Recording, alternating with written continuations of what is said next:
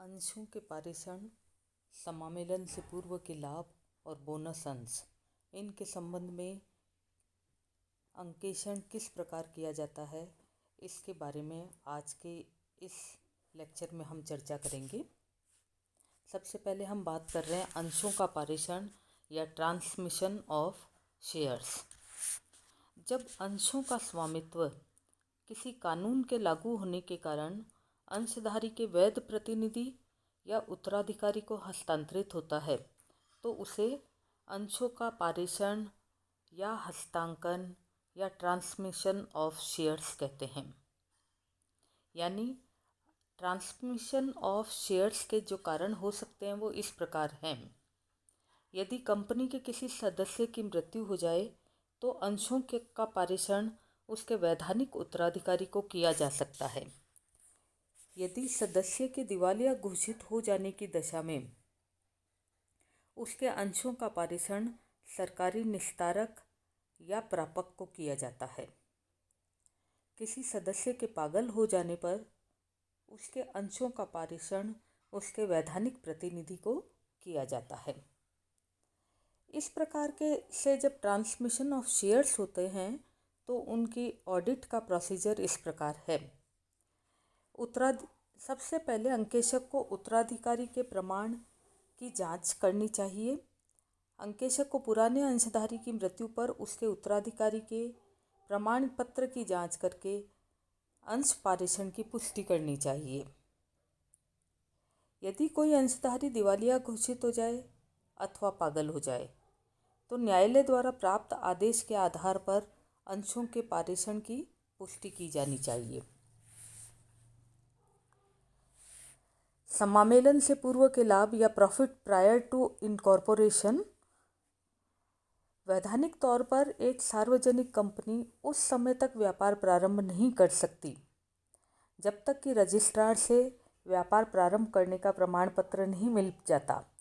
यदि ऐसा प्रमाण पत्र न मिलने से पूर्व कंपनी कोई लाभ कमाती है तो उसे समामेलन या कार्य आरंभ से पूर्व के लाभ कहते हैं। ये जो लाभ होते हैं यानी समामेलन से पूर्व के लाभ का कहाँ उपयोग किया जा सकता है या use of profit prior to incorporation के बारे में क्या प्रावधान है। जब एक कंपनी के प्रवर्तक एक व्यापार के विक्रेताओं से समझौता कर लेते हैं और कंपनी के समायोजन से पूर्व व्यापार में लाभ कमाते रहते हैं तो ऐसा लाभ वैधानिक दृष्टि से अंशधारियों में विभाजित नहीं किया जा सकता। इस लाभ का उपयोग केवल इन कार्यों में किया जा सकता है। विक्रेताओं यानी वेंडर्स को देय राशि पर ब्याज भुगतान करने के लिए। यदि विक्रेताओं से ख्याति प्राप्त की गई हो तो ख्याति को अपलिखित करने के लिए। शेष रकम का उपयोग स्थायी संपत्तियों की कमी को दूर करने के उपायों के लिए और अंत में जो रकम बैलेंस में बच जाए उसे पूंजी संचय खाते में हस्तांतरित कर दिया जाता है। इस प्रकार के लाभ का कैलकुलेशन यानी calculation of profit prior to incorporation,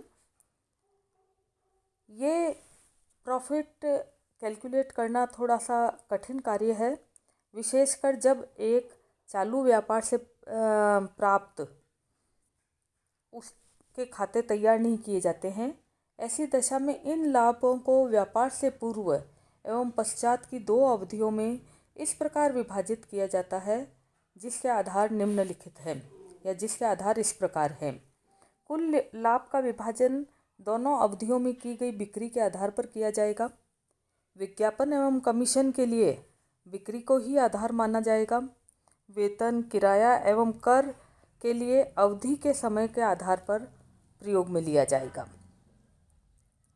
यदि समामेलन से पूर्व व्यापार में कुछ हानियां होती है तो इसे ख्याति खाते में डेबिट कर दिया जाता है या सस्पेंस खाते में डाल दिया जाता है, जिसे पूंजी लाभ या अंशों या ऋण पत्रों के निर्गमन पर प्राप्त अधिमूल्य या अंश हरण खाते की रकम में अपलिखित कर दिया जाता है।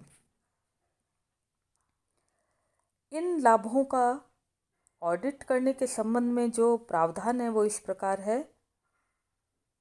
सबसे पहले विधि की जांच। अंकेशक को समामेलन से पूर्व के लाभों को निकालने की विधि की जांच करनी चाहिए कि किस प्रोसीजर से ये लाभ निकाले गए हैं, और ये देखना चाहिए कि इस प्रकार के कैलकुलेशन में उचित सिद्धांतों को अपनाया गया है। दूसरा काम अंकेशक का है लाभ का बंटवारा या उपयोग। अंकेशक को ये देखना चाहिए कि समामेलन से पूर्व लाभ को अंशधारियों में बांटा गया है और इसका उपयोग इन्हीं कार्यों के लिए जो कि अभी पहले हमने समझे उन्हीं कार्यों के लिए किया गया है। बोनस अंश सेक्शन 63 के अकॉर्डिंग जब कंपनी अपने लाभों और रिजर्व प्रॉफिट्स का लाभांश के रूप में वितरण नहीं करती है, अपितु इस राशि का सदस्यों को पूर्णदत्त अंशों के निर्गमन के लिए प्रयोग करती है, तो ऐसे निर्गमित अंश बोनस अंश कहलाते हैं। बोनस अंश निर्गमन हेतु सेक्शन 63(2) में कहा गया है कि ये कंडीशंस होती है। कंपनी के पास काफ़ी मात्रा में अवितरित संचित लाभ होने चाहिए। कंपनी ऐसे बोनस अंशों के वितरण के लिए कंपनी के अंतर्नियमों में स्पष्ट व्यवस्था होनी चाहिए। बोनस अंश जारी करने से पूर्व संचालक मंडल की सभा में प्रस्ताव पारित होना चाहिए। अंशधारियों की साधारण सभा में इन अंशों को जारी करने की स्वीकृति प्राप्त होनी चाहिए। इसके संबंध में अगर कंपनी सेबी के अंदर रजिस्टर्ड है तो सेबी के निर्देशों का पालन करना चाहिए। विद्यमान आंशिक दत्त अंशों का पूर्ण दत्त नहीं जब तक नहीं हो जाए तब तक इस प्रकार के अंशों के निर्गमन की अनुमति नहीं दी जा सकती। लाभांश के बदले में बोनस अंशों के निर्गमन की घोषणा की अनुमति नहीं दी जानी चाहिए। समता अंशधारियों को जिस तिथि से बोनस अंश निर्गमित करने का प्रस्ताव पारित किया जाना है उस तिथि से इन अंशों का स्वामी माना जाएगा। इस प्रकार के बोनस अंशों का अंकेषण या ऑडिट, इसके संबंध में अंकेशक के कर्तव्य इस प्रकार है। सबसे पहले उसे संचालकों की सिफारिश के आधार पर साधारण सभा में पारित किए गए सदस्यों के प्रस्ताव को सूक्ष्म पुस्तक से देखना चाहिए। बोनस घोषित होने के साथ साथ अंशों पर की गई याचना के लिए प्रस्ताव को भी देखना चाहिए। अंकेशक को याचना खाता, सदस्य पुस्तक और संचय खातों का प्रमाणन करना चाहिए। यदि बोनस अंशों का निर्गमन किया गया हो तो अंतर्नियम देखना चाहिए कि कंपनी के बोनस अंश निर्गमित हो सकते हैं या नहीं। संचालकों की सिफारिश एवं सदस्यों के प्रस्ताव का निरीक्षण करना चाहिए। यदि बोनस अंशों के निर्गमन के लिए अंश पूंजी में वृद्धि की गई है तो ये देखना चाहिए कि सीमा नियम एवं अंतर्नियम में परिवर्तन के लिए प्रस्ताव पारित किया गया है और रजिस्ट्रार के पास सूचना भेज दी गई है।